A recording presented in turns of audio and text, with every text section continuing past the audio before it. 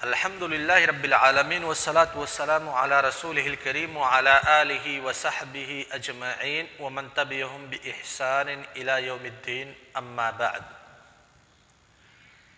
امام طحاوی رحمہ اللہ تعالی نے سب سے پہلے اللہ تبارک و تعالی کی وحدانیت کا عقیدہ پیش کیا، اللہ تبارک و تعالی کی چند اسماء اور صفات پر گفتگو کی، اس کے بعد نبی صلی اللہ علیہ وسلم کی رسالت اور نبوت کے تعلق سے اہل سنت والجماعت کا عقیدہ پیش کیا، پھر نبی صلی اللہ علیہ وسلم کے چند خصائص کا بھی ذکر کیا۔ انہی خصوصیات میں سے کچھ چیزیں اور ہیں جن کا تذکرہ کیا ہے امام طحاوی رحمہ اللہ نے، اور انہی خصوصیات میں سے کچھ چیزوں کو انشاءاللہ آج کے درس میں ہم پڑھیں گے۔ امام طحاوی رحمہ اللہ نبی صلی اللہ علیہ وسلم کے بارے میں کہتے ہیں وَهُوَ الْمَبْعُوثُ إِلَىٰ عَامَّةِ الْجِنِّ وَكَافَّةِ الْوَرَىٰ۔ وَهُوَ أي النبی صلی اللہ علیہ وسلم المبعوث، بھیجے گئے ہیں۔ کس نے بھیجا ہے؟ اللہ تعالیٰ نے بھیجا ہے۔ إِلَىٰ عَامَّةِ الْجِنِّ، تمام جناتوں کی طرف، وَكَافَّةِ الْوَرَىٰ، اور تمام انسانوں کی طرف۔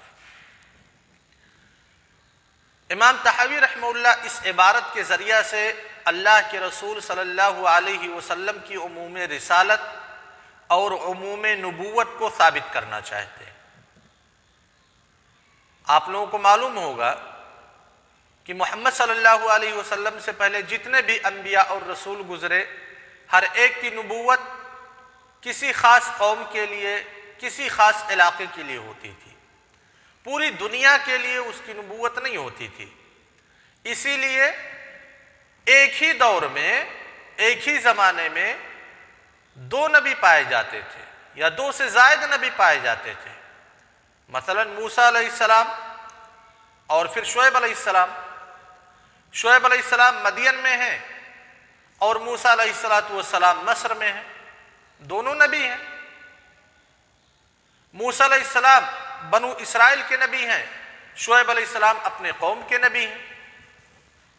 لیکن نبی صلی اللہ علیہ وسلم کی جو امتیازات ہیں، جو خصوصیات ہیں، انہی امتیازات اور خصوصیات میں سے ایک خاصہ، ایک امتیاز یہ بھی ہے کہ آپ صرف اپنی قوم یعنی قریش یا پھر عرب کے لیے نہیں بھیجے گئے، بلکہ تمام انسانوں کے لیے بھیجے گئے، اور انسانوں سے بڑھ کر کے تمام جناتوں کے لیے بھی بھیجے گئے۔ سمجھ گئے نا شباب؟ لہذا نبی صلی اللہ علیہ وسلم ثقلین یعنی انس اور جن دونوں کی طرف رسول بنا کر کے بھیجے گئے۔ جب ہم نبی صلی اللہ علیہ وسلم کی رسالت کی گواہی دیتے ہیں، نبوت کا اقرار کرتے ہیں، تو نبوت اور رسالت کی گواہی اور اقرار میں یہ چیز ظاہر ہونی چاہیے، اس چیز کا عقیدہ لازم و ملزوم ہونا چاہیے کہ نبی صلی اللہ علیہ وسلم کی رسالت تمام انسانوں کے لیے ہے، تمام جناتوں کے لیے۔ اللہ تبارک و تعالی نے ارشاد فرمایا قل، اے نبی کریم صلی اللہ علیہ وسلم آپ کہہ دیجئے، لوگوں کو باخبر کر دیجئے، یا ایھا الناس، اے تمام لوگوں۔ الناس کلمہ عموم میں سے ہے، ساتھ ہی ساتھ الف لام لگا ہوا استغراق کے لیے، جو عموم کے صیغوں میں سے یا عموم کے اسالیب میں سے ایک اسلوب ہے، ایک صیغہ ہے۔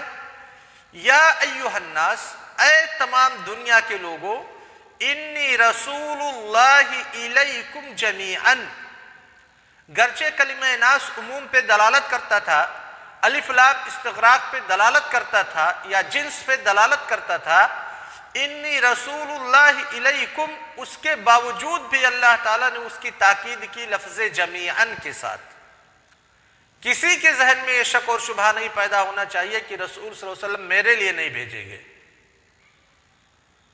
پتہ کیا چلا کہ اللہ کے رسول صلی اللہ علیہ وسلم کی رسالت صرف مسلمانوں کے لیے نہیں ہے، بلکہ عیسائیوں کے لیے بھی ہے، سکھ مذہب کے ماننے والوں کے لیے بھی ہے، ہندو مذہب کے ماننے والوں کے لیے بھی ہے، جتنے بھی انسان ہیں، خواہ وہ کسی بھی مذہب کو تسلیم کرتے ہوں، کسی بھی مذہب کو مانتے ہوں، ہر ایک مذہب والوں کے لیے اللہ کے رسول صلی اللہ علیہ وسلم کو رسول بنا کر کے بھیجا گیا۔ لہذا ضروری ہے تمام مذاہب کے ماننے والوں کے لیے کہ وہ محمد صلی اللہ علیہ وسلم کو اللہ تعالیٰ کا رسول مانیں۔ دوسری آیت میں اللہ تعالیٰ نے کہا وَمَا أَرْسَلْنَاكَ إِلَّا كَافَّةً لِلنَّاسِ۔ لفظ کافہ بھی الفاظ عموم میں سے ایک لفظ، یعنی وہ الفاظ ہیں جو جموع اور استغراق پہ دلالت کرتے ہیں۔ وَمَا أَرْسَلْنَاكَ إِلَّا كَافَّةً لِلنَّاسِ، تمام انسانوں کے لیے ہم نے آپ کو رسول بنا کر کے بھیجا ہے۔ یہ تو ہو گئی انسانوں کی بات۔ کیا جناتوں کی طرف بھی، جن کی طرف بھی اللہ کے رسول صلی اللہ علیہ وسلم، محمد صلی اللہ علیہ وسلم رسول بنا کر کے بھیجے گئے ہیں؟ اب دیکھیے، جن ایسی مخلوق ہے جو ہمارے احساس سے باہر ہے، ہم اس کو دیکھ نہیں سکتے، اس لیے کہا جاتا ہے جناتوں کی دنیا عالم غیب ہے، عالم غیب ہے، نظروں سے اوجھل ہے۔ لہذا جناتوں کے بارے میں یا جن کے بارے میں اسی چیز پہ ہم یقین لائیں گے، اسی چیز پہ ایمان لائیں گے جو چیز ہمیں وحی کے ذریعہ سے پتہ چلی، جیسا کہ تمام غیبیات میں ہمارا رویہ ہوتا ہے۔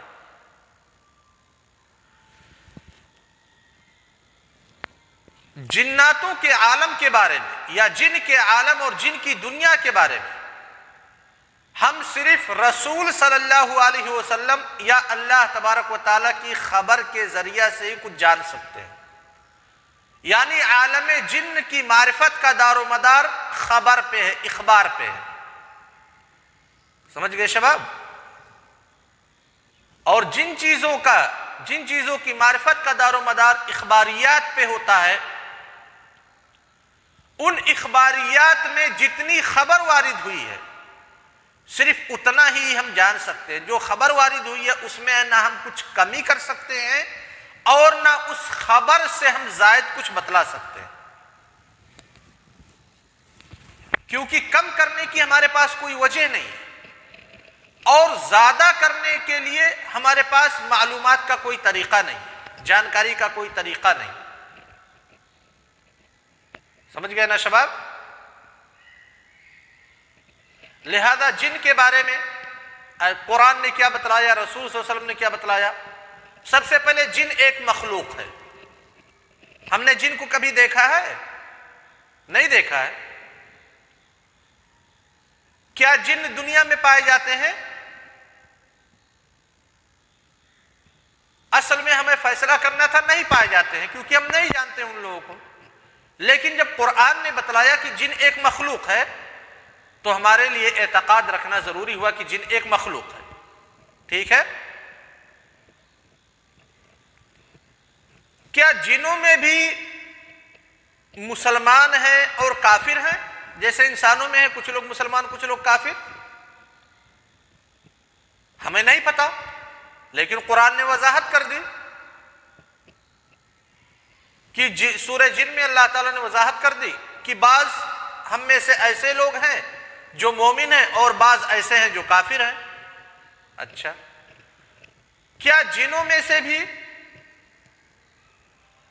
کچھ لوگ ظالم ہیں، کچھ لوگ عدل پسند ہیں؟ قرآن کریم نے بتلایا کہ ہاں کچھ لوگ عدل پسند ہیں اور وہیں پہ کچھ لوگ ظالم ہیں۔ سمجھ گئے نا شباب؟ تو یہ کہنے کا مطلب یہ ہے کہ جن، یہ عالم غیب سے اس کا تعلق ہے اور اس کی معرفت کا دار و مدار صرف اخبار ہے، نبی صلی اللہ علیہ وسلم کے ذریعہ سے یا اللہ تبارک و تعالیٰ کے ذریعہ سے۔ لہذا نبی صلی اللہ علیہ وسلم اور اللہ تبارک و تعالیٰ کے ذریعہ سے جو نصوص وارد ہوئے ہیں جن کے عالم جن کے بارے میں، ان نصوص کو تسلیم کرنا ہمارے لیے ضروری ہے اور اتنا ہی ہم اعتقاد رکھیں گے جتنا اس نص میں وارد ہوا ہے، نہ ہم اس میں کچھ کمی کر سکتے نہ ہی اس میں کچھ اضافہ کر سکتے۔ سمجھ گئے نا شباب؟ اب آتے ہیں ان ادلہ کی طرف جو ادلہ گفتگو کرتی ہیں کہ اللہ کے رسول صلی اللہ علیہ وسلم محمد صلی اللہ علیہ وسلم جیسے انسانوں کے لیے رسول بنا کر کے بھیجے گئے ویسے جناتوں کے لیے بھی رسول بنا کر کے بھیجے گئے۔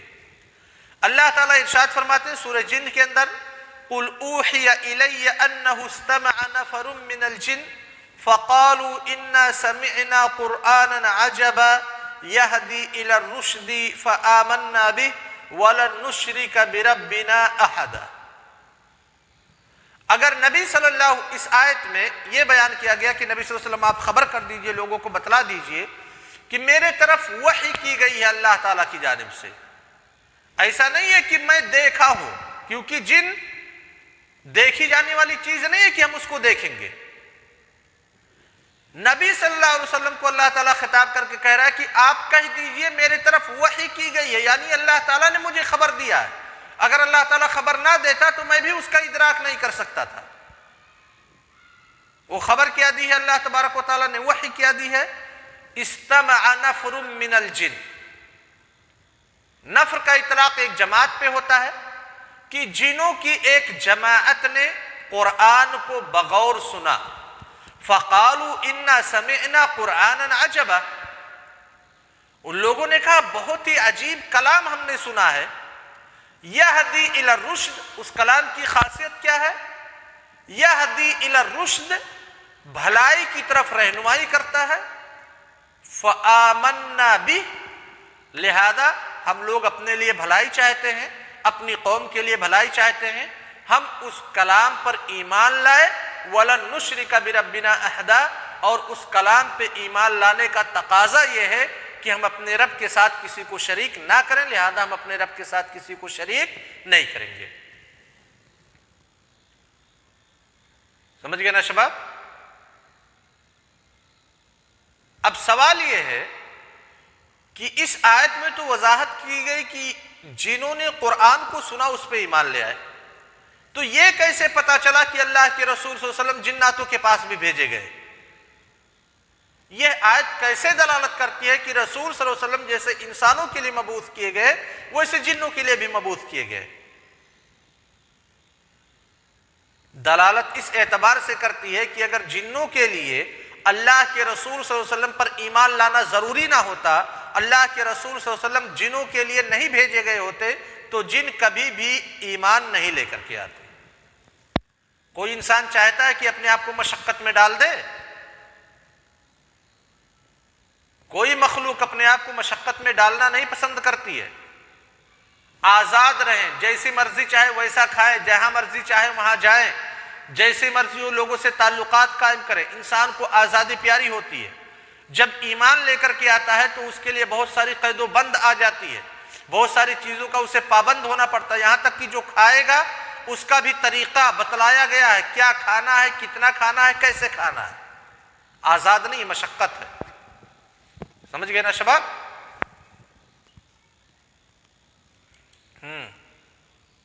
کیا ابھی وہ بحث آئے گی بھائی، جلدی مت مچاؤ جی۔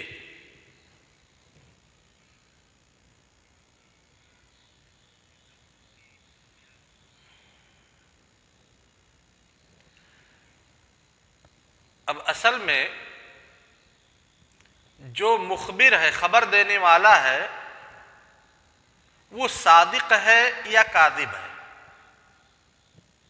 ٹھیک ہے، اس کے حالات کو ہم دیکھیں گے۔ اگر وہ اپنے دوسرے معاملات میں صادق ہے تو اس کی بات کی ہم تصدیق کریں گے کہ ہاں جن کو اس نے اس پوزیشن میں دیکھا ہوگا، جیسے بھی وہ صورت بتلا رہا ہے، ٹھیک ہے۔ لیکن اگر وہ کاذب ہے، بھائی جھوٹ بھی بولتا ہے، پھینکتا بھی ہے، ہانکتا بھی ہے، لوگوں کو شش و پنج میں ڈالتا بھی ہے، سسپینس بھی پیدا کرتا ہے، تو پھر ایسے لوگوں کی بات کا کوئی اعتبار نہیں۔ لیکن وہ جس صورت میں دیکھا ہے، کیا جن کی وہ اصلی صورت ہے، اصلی شکل وہی ہے، یہ ہمیں نہیں پتا بھائی۔ ہو سکتا ہے وہی ہو سکتا ہے نہ ہو، کیونکہ کیسے ہمیں پتہ چلے گا؟ ہم نے کہا کہ ان چیزوں کی معرفت، جتنی بھی چیزیں جنوں کے تعلق سے ہے، ان کی معرفت کا دار و مدار اخبار پہ ہے، اور قرآن اور حدیث نے ہم کو یہ نہیں بتلایا کہ ان کی شکل و صورت کیسی ہوتی ہے، کہ کہیں آیا ہے؟ کہیں نہیں۔ اب اس کے بعد دوسرا مسئلہ ہے کہ کیا رسول صرف انسانوں میں سے ہوتے ہیں یا جناتوں کے یہاں بھی کوئی جنی رسول بنا کر کے بھیجا جاتا ہے؟ جیسا کہ شیخ اسماعیل کا سوال تھا۔ ہاں شیخ اسماعیل، آپ کا سوال یہی تھا نا کہ کیا جناتوں میں سے بھی کوئی رسول ہوتا ہے یا صرف رسالت یہ انسانوں کے لیے خاص ہے؟ رسول صرف انسانوں میں سے ہوگا یا جناتوں میں سے بھی؟ تو اہل علم کا اس مسئلہ میں اختلاف ہے۔ جمہور علماء کرام کا کہنا ہے، جمہور اہل علم کا کہنا ہے کہ رسالت یہ بشریت کے ساتھ مختص ہے، یعنی رسول صرف انسانوں میں سے ہوگا۔ جناتوں کو کیا مکلف بنایا گیا ہے؟ جناتوں میں صرف دعات بھیجے جائیں گے، رسول نہیں بھیجے جائیں گے۔ جیسے اللہ کے رسول صلی اللہ علیہ وسلم آخری رسول تھے، آپ صلی اللہ علیہ وسلم کے انتقال کے بعد انبیاء کرام کیا ہیں؟ دعات ہیں، رسول صلی اللہ علیہ وسلم کے وارث ہیں۔ سمجھ گئے نا؟ ایسے ہی رسالت یہ بشریت کے ساتھ مختص ہوگی، اس رسالت کو پہنچانے کے لیے دعات منتخب کیے جائیں گے۔ اللہ تعالیٰ جسے توفیق دے گا وہ داعی بنے گا، ٹھیک ہے نا؟ ان کی دلیل کیا ہے؟ دلیل دیتے ہیں، کہتے ہیں اللہ تبارک و تعالیٰ نے کہا وَمَا أَرْسَلْنَا مِن قَبْلِكَ إِلَّا رِجَالًا نُوحِي إِلَيْهِم مِّنْ أَهْلِ الْقُرَىٰ وَمَا أَرْسَلْنَا مِن قَبْلِكَ إِلَّا رِجَالًا، آپ سے پہلے جتنے بھی رسولوں کو ہم نے بھیجا ہے ان کو ہم نے کیا بنا کر کے بھیجا ہے؟ کس میں سے تھے وہ؟ رجال میں سے تھے۔ سمجھ گئے نا شباب؟ ایک منٹ، ضروری فون آ رہا ہے۔ لہذا اس آیت سے استدلال کیا گیا کہ اللہ تعالیٰ نے جتنے رسولوں کو بھیجا ہے سارے کے سارے رسول رجال میں سے تھے، اور رجال انسانوں کے افراد میں سے ایک فرد ہے۔ انسانوں کی جو جنس ہے انہی کے اجناس میں سے ایک فرد ہے۔ سمجھ میں آئی بات؟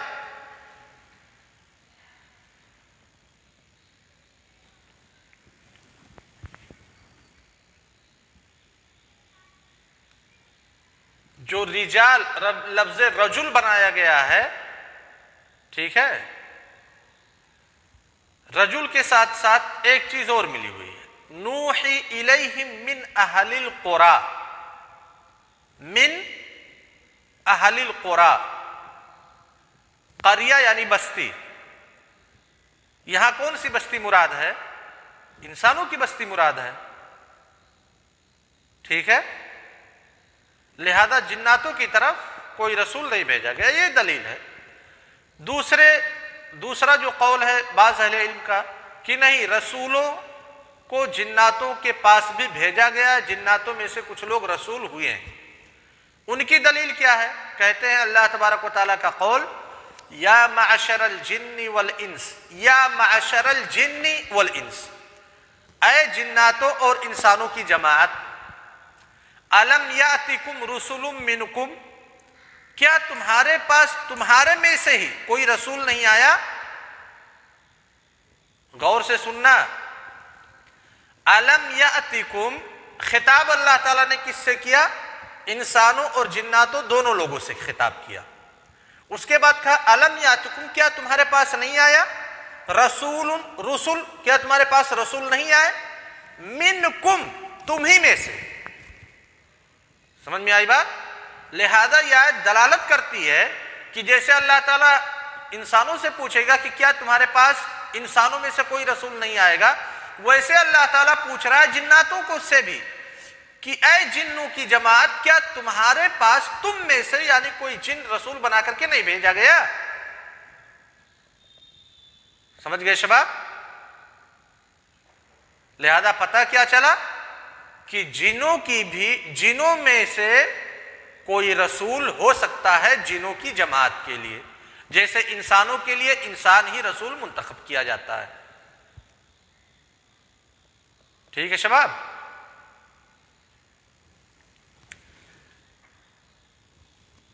یہ آیت تو بہت ہی قوی ہے نا، اس بات پہ دلالت کرنے کے لیے کہ جنوں میں بھی رسول بنا کر کے بھیجا گیا۔ جمہور علماء اکرام کہتے ہیں کہ دیکھیے آیت یہ محتمل ہے، صریح نہیں ہے۔ کیوں؟ کیونکہ ایک قاعدہ ہے علماء اصول کے نزدیک، اذا غلب جانب التذکیر والتانیث، اذا اجتمع التذکیر والتانیث غلب جانب التذکیر، اذا اجتمع الانس والجن غلب جانب الانس۔ کہ جب مذکر اور مؤنث ایک جگہ اکٹھا ہوں تب خطاب کے لیے کون سا صیغہ استعمال کیا جاتا ہے؟ مذکر کا صیغہ استعمال کیا جاتا ہے۔ سمجھ گئے نا؟ ایسے ہی جب جن اور انس کا تذکرہ کسی ایک کلام میں آئے تو خطاب کے لیے کس کا صیغہ استعمال کیا جائے گا؟ کس کے پہلو کو راجح قرار دیا جائے گا؟ انسانوں کے پہلو کو راجح قرار دیا جائے گا۔ تو یہاں آیت میں جو کہا الم یاتکم رسل منکم، منکم سے مراد انس ہے نہ کہ جن ہے، گرچہ وہ محتمل ہے۔ سمجھ میں آئی بات؟ لہذا کوئی ایسی واضح دلیل نہیں ہے جیسا جمہور اہل علم کہتے ہیں کہ جناتوں میں سے اللہ تعالیٰ نے کسی کو رسول بنایا ہے۔ واللہ اعلم بالصواب۔ پتہ کیا چلا؟ درس کا خلاصہ کیا تھا کہ اللہ کے رسول صلی اللہ علیہ وسلم جیسے تمام انسانوں کے لیے رسول بنا کر کے بھیجے گئے، ویسے تمام جنوں کے لیے بھی رسول بنا کر کے بھیجے گئے۔ عالم جن یہ عالم غیب ہے، اس کی معرفت اور ادراک کا دار و مدار اللہ اور اس کے رسول کے اخبار پہ ہے۔ ہم اپنی طرف سے نہ تو کچھ کم کر سکتے ہیں نہ ہی کچھ زیادہ کر سکتے ہیں۔ کیا جنوں میں سے رسول کوئی بنا کر کے بھیجا گیا؟ علماء کرام کے دو اقوال ہیں۔ جمہور اہل علم کا قول ہے کہ نہیں، رسالت یہ بشریت کے ساتھ مختص ہے۔ ان کی دلیل ہے سورہ جن کی آیات، اور جبکہ بعض علماء کرام کا کہنا ہے کہ رسالت جنوں میں بھی، رسالت جنوں کے اندر بھی اللہ تبارک و تعالیٰ نے پہنچائی، اور جنوں میں سے بھی کچھ لوگ رسول بنائے گئے۔ اب اس کے بعد گفتگو ہوگی اللہ کے رسول صلی اللہ علیہ وسلم کی رسالت کی فضیلت پر اور آپ کو جو شریعت دی گئی اس کے کمال پر۔ السلام علیکم ورحمۃ اللہ وبرکاتہ۔